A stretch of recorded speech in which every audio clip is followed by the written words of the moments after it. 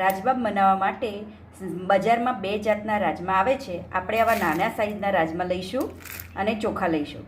રાજમાને એક વાટકી રાજમા લઈ તેને ધોઈ અને 8 કલાક પલાળવાના છે. આ રાજમા મેં સવારે પલાળી દીધા છે. હવે તેને કુકરમાં બાફવા મૂકીશું. હવે તેને કુકરમાં બાફવા મૂકી દઈશું.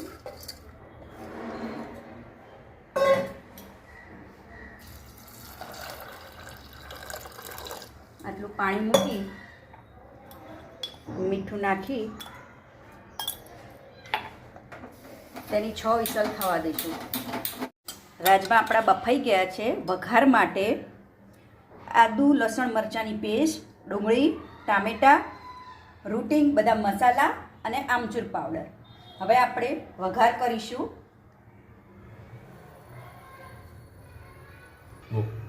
હવે તેલ આવી ગયું છે તો એમાં તમાલપત્ર, તજ નાખીશું. પછી આદુ મરચાંની પેસ્ટ એડ કરીશું.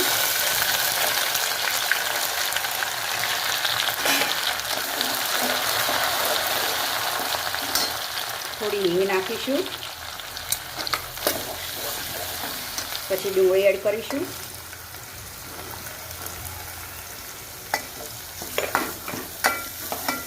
ડુંગળી થોડી સતળાય ત્યારબાદ આપણે ટામેટાં એડ કરીશું.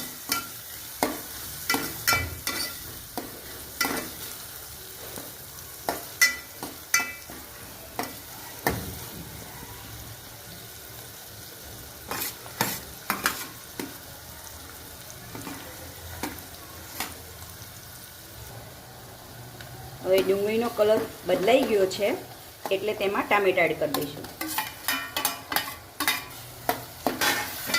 ટામેટાં એડ કર્યા પછી મસાલા કરીશું.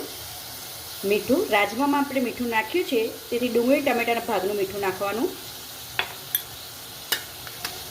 લાલ મરચું પાવડર, તીખું તમે જેટલું ખાતા હોય તેટલું. અત્યારે હું 1.5 ચમચી મરચું નાખું છું. હળદર અડધી ચમચી, ધાણા જીરું પાવડર 2 ચમચી. હવે ડુંગળી અને ટામેટાને 5 મિનિટ માટે ધીમા તાપે સીબું ઢાંકીને થવા દઈશું. આપણે ખોલીને જોઈશું તો ડુંગળી અને ટામેટાં ગળી ગયા છે. હવે આપણે તેમાં બાફેલા રાજમા એડ કરી દઈશું. રાજમા એડ કર્યા પછી આમચૂર પાવડર નાખીશું 1 ચમચી અને અડધી ચમચી ગરમ મસાલો.